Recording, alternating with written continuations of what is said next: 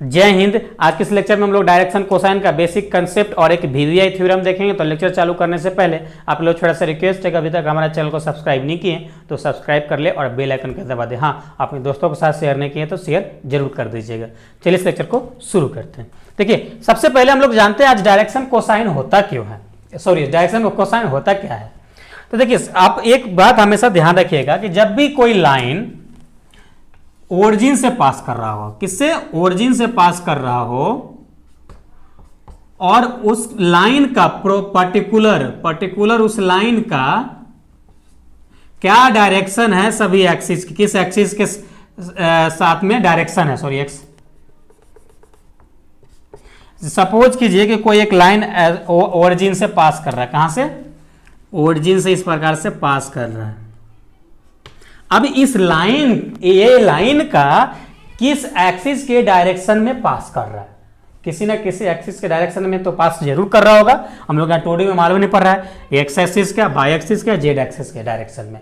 जब वो डायरेक्शन हम लोग पता कर लेते हैं, इज कॉल्ड डायरेक्शन रेशियो। और दूसरा, जब इसी लाइन को डायरेक्शन के साथ साथ थीटा भी मालूम कर लेते हैं कि किस एंगल के साथ पास कर रहा है किसी एक्सिस के किस डायरेक्शन में, तो उस केस में हम लोग उसको डायरेक्शन कोसाइन बोलते हैं। ओके, समझ गए। यानी डायरेक्शन भी मालूम पड़ गया और एंगल भी मालूम पड़ गया, दोनों को मिला के हम लोग एक नया वर्ड का नाम दिए इसको, डायरेक्शन कोसाइन। ओके, तो डायरेक्शन कोसाइन अगर आपसे कोई निकालने के लिए कह दिया जाए तो आपको समझ लेना है कि उस लाइन का आपको डायरेक्शन बताना है कि किस एक्सिस के डायरेक्शन में जा रहा है और कितने एंगल के साथ जा रहा है। तो उस केस में उसे हम लोग डायरेक्शन कोसाइन कहेंगे। आपको चीजें क्लियर हुआ होगा। ओके, चलिए अब हम लोग बात करते हैं थ्योरेटिकल। देखिए, अब यहां पे डायरेक्शन कोसाइन को हम लोग DCS के नाम से भी हम लोग लिखते हैं शॉर्ट फॉर्म में, और इसको डिनोट करते हैं, डिनोटेड बाय L, M और N, इससे डिनोट करते हैं। ओके, और ये L बराबर कॉस अल्फा होता है, M बराबर कॉस बीटा होता है और N बराबर कॉस गामा होता है। ओके, और यही cos square alpha plus cos square beta plus cos square gamma equal to 1 आपका ये होता है। आप याद रखिएगा, आपसे ऑब्जेक्टिव में पूछ लेगा। ये सब तो आपसे को प्रूफ करने तो नहीं पूछता है, लेकिन ऑब्जेक्टिव में कभी कभी पूछ लेता है। और इस इक्वेशन को हम लोग क्या बोलते हैं, सेगमेंट, लाइन सेगमेंट इक्वेशन, या लाइन सेगमेंट दिया रहेगा और आपको इस प्रकार से ऑप्शन दिया रहेगा तो समझ लेना आपका यही इक्वेशन है। और इसके कॉस बराबर आपको मालूम है एल होता है, यानी L square plus M square plus N square equal to 1, यानी एक और नया फॉर्मूला हम लोग को ऐड हो गया। तो ये भी आपसे पूछ लेता है। ओके, ये भी पूछ लेता है। अब बात करते हैं हम लोग यहां पे, अब बात करते हैं डायरेक्शन कोसाइन की। देखिए, जब आपको 2 पॉइंट्स दिया हो, यानी देखिए जब भी आपको 2 पॉइंट्स दिया हो तो आप कैसे फाइंड करेंगे डायरेक्शन रेशियो और डायरेक्शन कोसाइन, कैसे फाइंड करेंगे। देखिए, given 2 points P x1, y1 और z1 and point Q x2, y2 और z2, इतना पॉइंट दिया हुआ है। देखिए, तो सबसे पहले हम लोग क्या, डायरेक्शन कोसाइन आपको निकालना है तो सबसे पहले आपको डायरेक्शन रेशियो निकालना पड़ेगा, तो ही आप डायरेक्शन कोसाइन फाइंड कर सकते हैं। तो पहले अब हम लोग बात करते हैं किसका, डायरेक्शन रेशियो की बात करते हैं। चलिए, देखिए डायरेक्शन रेशियो कहे तो डायरेक्शन रेशियो का जो शॉर्ट फॉर्म होता है, डायरेक्शन रेशियो, इसका शॉर्ट फॉर्म होता है DRS। ओके, अब देखिए, और इसको डायरेक्शन रेशियो को हर अलग अलग हम लोग A से डिनोट करेंगे, X वाले को, Y वाले को और Z वाले को अलग ABC से। चलिए, अब A बराबर आपका फॉर्मूला होता है x2 माइनस x1। ओके, उसी प्रकार से आपका b बराबर फॉर्मूला था डायरेक्शन रेशियो को, यानी डायरेक्शन रेशियो को इस प्रकार से हम लोग लिखते हैं, तो y2 माइनस y1। उसी प्रकार से आपका c बराबर फॉर्मूला होता है z2 माइनस z1। ओके, तो इतना आप डायरेक्शन रेशियो को लिख सकते हैं। इस प्रकार से जब भी पॉइंट दिया रहेगा, केवल आपको डायरेक्शन रेशियो फाइंड करने के लिए दिया जाएगा, तो इस प्रकार से फाइंड कर सकते हैं। अब बात आती है किसका, डायरेक्शन कोसाइन की बारी आती है। तो डायरेक्शन कोसाइन कैसे निकालेंगे, तो हम लोग क्या करेंगे, आप डायरेक्शन कोसाइन का फॉर्मूला देखेंगे। डायरेक्शन कोसाइन कैसे निकालेंगे, इसको हम लोग शॉर्ट फॉर्म में क्या लिखते हैं, DCS। ओके, चलिए अब देखिए ये जो है ना, जो डायरेक्शन रेशियो है, तो उतने के बटा यानी x2 माइनस x1 बाई इसका जो डिस्टेंस होगा P और Q का जो डिस्टेंस होगा, तभी तो आप मालूम कर पाएंगे ना कि किस एक्सिस के डायरेक्शन में जा रहा है। यानी PQ का जो डिस्टेंस होगा वो दूसरा हो जाएगा y2 minus y1 by PQ, और फिर तीसरा हो जाएगा z2 minus z1 by PQ। Okay, तो इस फॉर्म में भी आप लिख सकते हैं डायरेक्शन कोसाइन को। और दूसरा आपको x2 माइनस x1 की जगह पे आप इस प्रकार से भी लिख सकते हैं, a by p q equal to b by p q, sorry equal to नहीं होता, कॉमा होता है, c बाई पी क्यू। तो ये a बराबर समझ लेना x2 माइनस x1, और b बराबर बाई 2 माइनस बाई 1, c बराबर z2 माइनस z1। तो इस केस में इसको इतना लिख सकते हैं। अब आपको 3 डायमेंशनल में फॉर्मूला क्या होता है, डिस्टेंस फॉर्मूला, तो वो भी आपको हम इधर बता देते हैं। पी क्यू का जो डिस्टेंस फॉर्मूला होगा, पी क्यू बराबर जो फॉर्मूला होगा आपका यहाँ पे under root x2 minus x1 का whole square plus y2 minus y1 का whole square plus z2 minus z1 का होल स्क्वायर। तो इतना डिस्टेंस फॉर्मूला होता है 3D में। आप 2D में केवल y तक देखे ऐड किए रहेंगे, यहाँ पे z को भी ऐड कर लेंगे, तो डिस्टेंस फॉर्मूला हो जाएगा 3D का। ओके, तो जब आप डायरेक्शन कोसाइन निकालने जाएंगे तो आप डायरेक्शन रेशियो पहले फाइंड आउट करेंगे, फिर उसके बाद आपको पी क्यू का डिस्टेंस यानी ये आपको यहाँ बटा में होगा, फिर कॉमा देंगे, फिर बी बाई इतना होगा, फिर सी बाई इतना होगा, तो वो डायरेक्शन कोसाइन हो जाएगा। ओके, तो यहाँ तक आपको आई होप समझ में आया होगा। अब हम लोग बात करते हैं वीवीआई थ्योरम का, जो एंगल बिटवीन, अगर दो लाइनों के बीच का अगर एंगल निकालना हो तो कैसे निकालेंगे, वो काफ़ी वीवीआई है, हर यूनिवर्सिटी में पूछा जाता है, तो आप अच्छे से समझिएगा। चलिए इतना नोट डाउन कीजिए, फिर आगे देखते हैं। चलिए अब हम लोग नेक्स्ट थ्योरम देखते हैं। देखिए थ्योरम बोल के तो आपका इतना है, एंगल बिटवीन टू लाइन्स, यानी दो लाइनों के बीच की एंगल कैसे निकालेंगे। लेकिन इसी थ्योरम को थोड़ा सा घुमाकर, ट्विस्ट कर कर डिफरेंट यूनिवर्सिटी में ये दो प्रकार से पूछ लेता है। पहला जो इसको मूव करता है इस क्वेश्चन को, to find the angle between two lines whose direction cosine, आपको दो लाइन का direction cosine L1 M1 N1 दिया रहेगा एंड L2 L2 M2 दिया रहेगा और गिवन, तो आपको फाइंड करना है, एंगल निकालना है आपको। ओके, और आपको तीसरा जो क्वेश्चन पूछता है, to prove that cos theta बराबर L1 L2 plus M1 M2 plus N1 N2, आपको इतना प्रूफ करना है। और जो दो लाइन दे रखा है उसका direction cosine L1 M1 N1 and आपको दे रखा है L2 M2 N2 are direction cosine of the line and theta is the angle of between them, यानी दो लाइन के बीच का थीटा ये एंगल है, इसका कहना ये है। तो cos थीटा बराबर, यानी हम लोग को मेनली इस थ्योरम में यही चीज प्रूफ करते हैं। ओके, तो ये तीनों क्वेश्चन किसी भी तीनों में से कोई भी अगर रहता है तो आपको सेम तरीके से प्रूफ करना है। ओके, तो आपको घबराना नहीं है। तो इसको प्रूफ करने के लिए सबसे पहले हम लोग x by Z axis consider करना पड़ेगा। चलिए कंसिडर कर लेते हैं।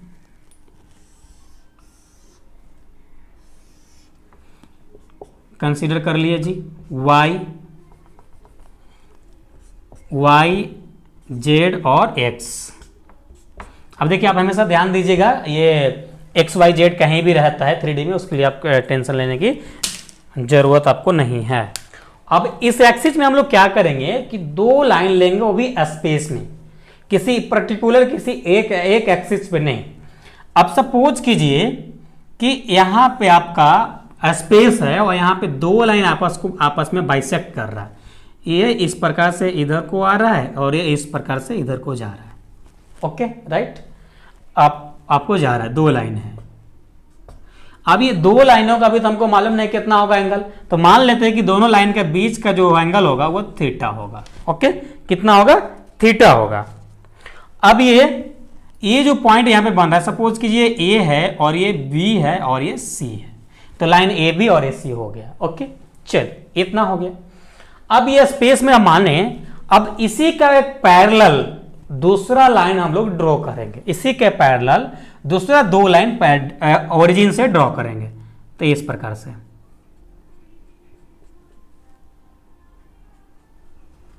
ओके, अब ये इसको इस प्रकार से मिला देंगे। यहां पे क्या है? ओ है और ये पी है और ये क्यू है, और यहां से इसको इस प्रकार से मिला दीजिए।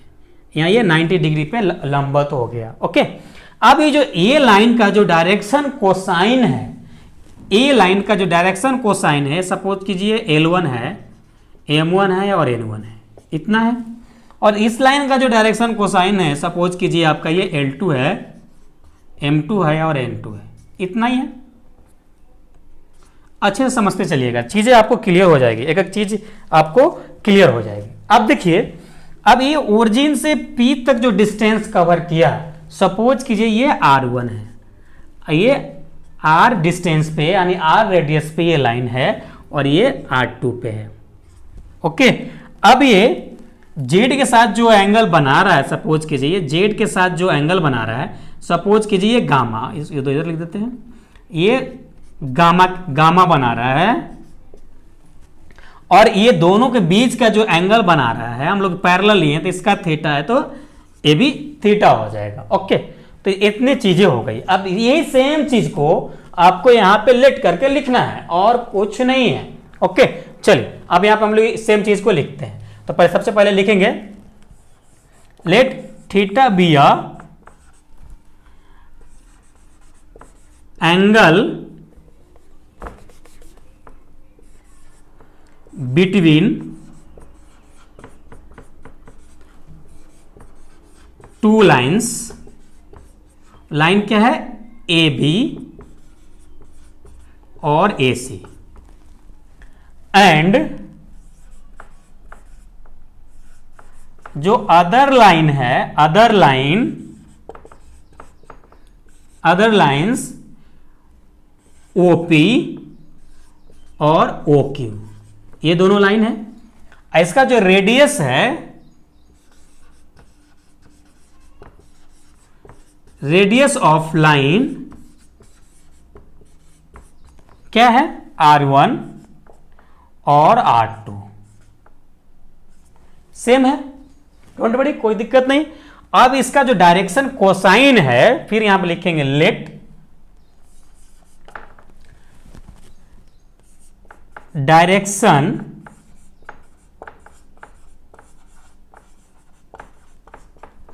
कोसाइन ऑफ लाइन किसका? ए बी और ए सी का हो जाएगा आपका, पहला होगा, या इस प्रकार से भी लिखते हैं, चलिए ऐसा लिख देते हैं, ठीक रहेगा, L1 M1 और N1। ओके, और AC का जो डायरेक्शन कोसाइन है L2 M2 और N2, इतना है बस। अब ये हो गया अपना कहानी। अब यहां भी पॉइंट भी मान लेते हैं, इसका जो कोऑर्डिनेट होगा, सपोज कीजिए ये x1 होगा, ये y1 होगा और ये z1 होगा, और ये x2 होगा, ये y2 होगा, ये z2 होगा, इतना मान लेते हैं। चलिए उसको भी मेंशन कर लेते हैं। And point P x1 y1 और z1, और पॉइंट Q क्या है आपका? x2 y2 और z2। ओके, इतना। अब देखिए, अब जरूरी नहीं है कि जैसा बुक में लिखा है सेम वही लैंग्वेज लिखे, अपना थॉट देना है, आपको याद रहेगा। बुक की लैंग्वेज डालेंगे तो आपको याद नहीं रहेगा। पहले इस प्रकार से फिगर आपको ड्रॉ करना है, और यहाँ पे जो जो चीज़ आपको दिख रहा है, जो जो चीज़ यहाँ पे किए हैं, वो सेम चीज़ को यहाँ पे आपको लिख देना है। थोड़ा बहुत पे कम रहता है तो चलता है, नंबर नहीं कटता है, आपको टेंशन लेने की नीड नहीं है, जरूरत नहीं है। ओके, तो इस प्रकार से अगर आप सॉल्व करेंगे ना तो 100% ये थ्योरम आपको याद रहेगा, हमेशा, कभी नहीं भूलेंगे आप। चलिए, तो इतना आप नोट डाउन कीजिए, फिर आगे सॉल्व करते हैं। चलिए, अब हम लोग इसको आगे सॉल्व करते हैं, इस थ्योरम को। देखिए, अब यहाँ पे इसको भी कुछ नाम दे दीजिए। चलिए, इसको नाम हम लोग एम दे देते हैं। अब देखिए, यहाँ पे हम लिखेंगे नाउ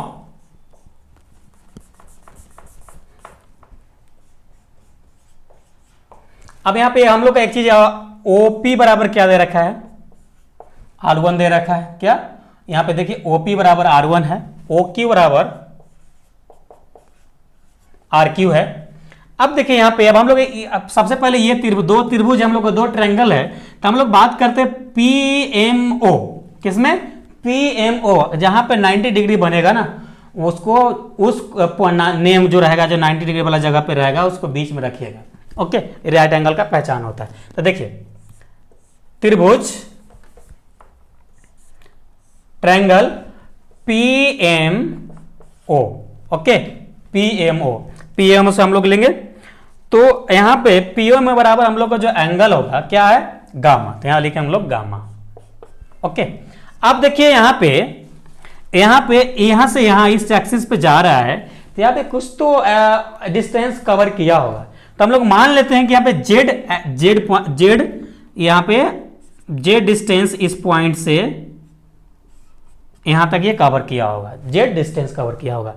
तो हम लोग को क्या निकालना होगा, हम लोग को ये निकालना है, हम लोग को ये निकालना है, हम लोग को ये निकालना, फाइंड करना है। तो एक ये लाइन का डिस्टेंस क्या, हम लोग को ये फाइंड करना है। तो हम लोग यहाँ पे लिखेंगे कॉस थीटा क्या फॉर्मूला होता है, सॉरी गामा है तो गामा लिखेंगे। कॉस थीटा बराबर क्या फॉर्मूला होता है, आधार बटा कर्ण। देखिए, थीटा यहां पर है, एंगल यहां, यानी ये आधार हो गया, ये कर्ण हो गया, यानी OM बाई PO, कर्ण नहीं है, PO। अब देखिए यहां पे OM बराबर तो हम लोग जेड डिस्टेंस कवर कर रहे हैं, और ये इसके बराबर R1 कवर कर रहे हैं। क्या कर रहे हैं, R1। तो कॉस ये अल्फा गामा हो जाएगा। अब यहां से क्रॉस मल्टीप्लाई कीजिएगा, तो क्रॉस मल्टीप्लाई कीजिएगा, यहाँ पे क्या आएगा, तो यहाँ पे आ जाएगा आपका, क्रॉस मल्टीप्लाई कीजिएगा तो आपका आ जाएगा z equal to R1 cos gamma. तो जब कॉस गामा रहता है तो क्या लिखते हैं, एन लिखते हैं। तो यहाँ पे इसको हम लिख सकते हैं Z equal to R1 N1। Okay, अब यहाँ पे अगर n की वैल्यू अगर हम निकालना चाहें, आगे हम लोग को जरूरत पड़ेगी, तो n बराबर हम लोग क्या हो जाएगा, R1 बाई जेड आ जाएगा। ओके, दोनों नीड पड़ेगा हम लोग को। अब देखिए, इसी प्रकार से हम लोग नेक्स्ट और भी लेंगे, इसका भी निकालेंगे, आगे भी निकालेंगे, कि आपको जैसा कि मालूम है कि 3D में एक्सिस 8 भाग में 8 ऑक्टेंस होता है, तो उसी प्रकार से हम लोग आगे निकालेंगे। तो हम लोग सिमिलरली करके यहाँ पे लिख सकते हैं,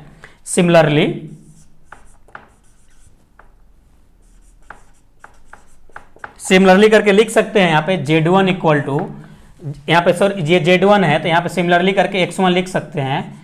X1 इक्वल टू क्या होता है, L R1, फिर Y1 equal to M R1, इतना लिख सकते हैं। सबके अगर L की वैल्यू यहाँ से निकाले, L1 होगा, ये M1 होगा। ओके, तो यहाँ से अगर L1 की वैल्यू अगर हम निकाले तो क्या आ जाएगा, ये आ जाएगा R1 बाई X1। यहाँ से अगर इसकी वैल्यू निकालना चाहें हम लोग, तो क्या आ जाएगा आपका, M1 बराबर Y1 equal to R1, sorry यहाँ पे आपका X ऊपर होगा, X1 R1, यहाँ भी Z1 R1। क्यों होगा, क्योंकि यहाँ पे Z है, आप R की वैल्यू निकाल रहे हैं, जिसकी वैल्यू निकालेंगे वो नीचे। ओके, चलिए, उसी प्रकार से एंड इस पॉइंट के लिए भी सेम कंडीशन आएगा। अब लोग पॉइंट P की बात किया, अब यहाँ पे Q में भी सेम आएगा, तो Q में भी हम लोग सेम लिख देते हैं, क्या, X2 बराबर L2 R2, और यहां से हम लोग अगर वैल्यू निकालना चाहें L2 का, तो क्या आ जाएगा, X2 बराबर R2। फिर उसी प्रकार से Y2 बराबर M2 R2, M2R2 आ जाएगा। अब यहाँ से M2 की वैल्यू अगर निकालना चाहें तो Y2/R2 आ जाएगा। फिर यहाँ पे Z2 बराबर हो जाएगा N2R2, और यहाँ से हम लोग अगर N2 की वैल्यू निकालें तो आ जाएगा Z2R2। इतना आ गया। ओके, चलिए अब इतना आ गया। अब बहुत आसानी है। अब यहाँ पे क्या करें, अब एक चीज आप जानते हैं, वी नो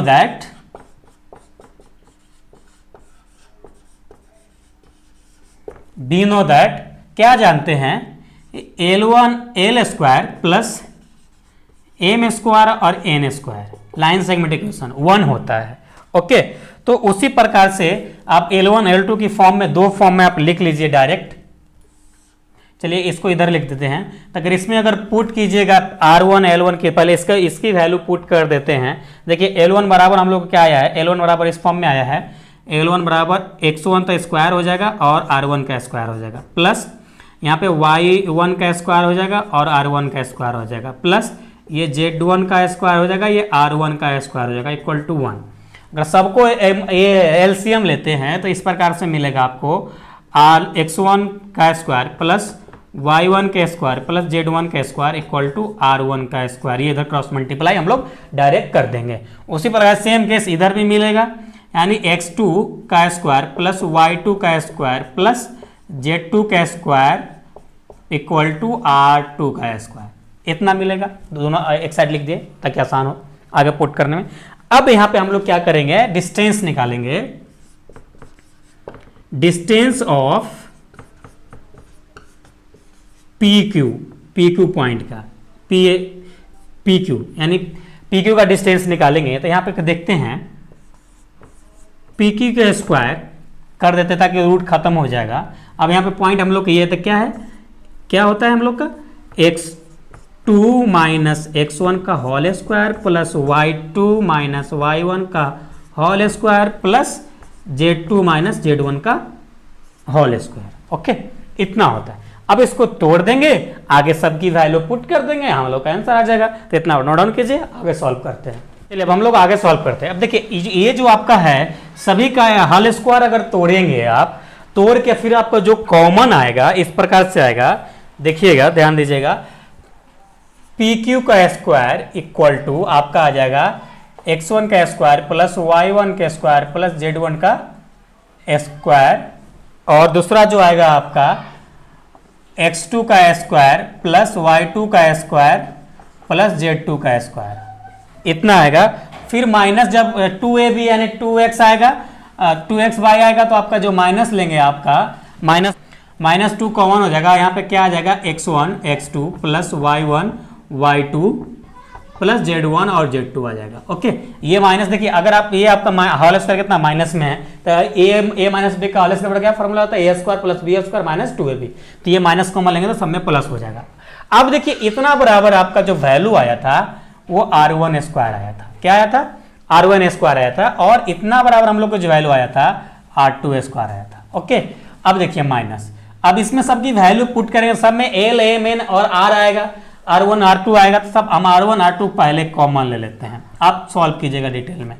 ओके, अब यहाँ पे आपका जो मिलेगा, आपका मिलेगा L1 L2 प्लस, क्योंकि x1 x2 है, और मिलेगा आपको M1 M2 और प्लस N1 N2।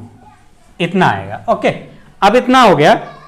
अब according to trigonometrical formula, according to trigonometry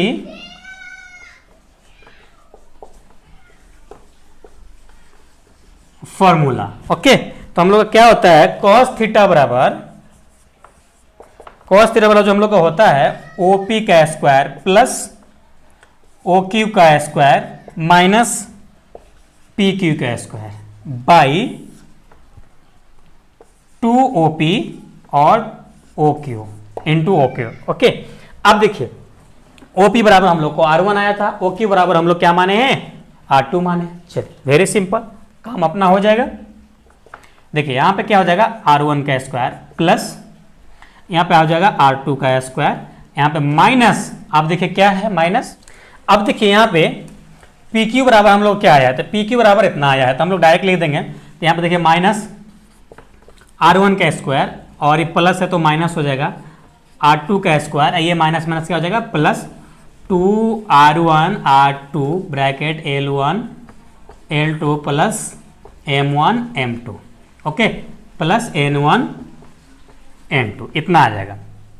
by इधर लिख देते हैं, बाई यहाँ पर 2 है, 2 OP का हमको क्या आया है R1 और OQ का आया है R2, यहाँ पे सब है हम लोग मान चुके हैं। अब देखिए ये R1 का स्क्वायर, R1 का कैंसिल आउट, R2 का यहाँ पे R2 होगा, R2 का स्क्वायर और माइनस R2 कैंसिल आउट हो गया। अब देखिए यहाँ पे ये 2R1 R2 ये कैंसिल हो गया, तो हम लोग को फाइनली क्या मिल जाएगा यहाँ पे cos थीटा बराबर, तो cos थीटा बराबर हम लोग को मिलेगा L1 L2 plus M1 M2 plus N1 N2, okay. तो यही आपका angle between two straight line, two line के बीच का एंगल आ गया आपका, cos थीटा बराबर आपका इतना एंगल आता है, ओके। अब इसी में जब आप अब आगे की बात करते हैं, इसी में जब आप थीटा इक्वल टू 90 पुट करेंगे, क्या पुट करेंगे, थीटा इक्वल टू अगर 90 पुट करते हैं, क्या पुट करते हैं, फॉर परपेंडिकुलर की बात करते हैं पहले, फॉर रेड आपको कम दिखेगा, for perpendicular theta equal to 90 degree, जब 90 डिग्री पुट करेंगे तो cos 90 डिग्री पर क्या होता है 0, यानी L1 L2 plus M1 M2 plus N1 N2 equal to 0। तो आप जब भी आपको परपेंडिकुलर प्रूफ करना हो तो आपको दो लाइन का डायरेक्शन कोसाइन निकाल लेना है, उसके बाद L1 L2 M1 M2 N1 N2 को मल्टीप्लाई करके प्लस करना है। जब उसका टोटल कैलकुलेशन अगर 0 आता है तो both lines are perpendicular, okay. तो आपको कंडीशंस भी अगर ऑब्जेक्टिव में पूछ सकता है कि किस कंडीशन में दो लाइन परपेंडिकुलर होता है तो थीटा इक्वल टू 90 डिग्री, आपको याद रखना है। दूसरा केस आता है पैरेलल। फॉर पैरेलल के लिए क्या करेंगे, फॉर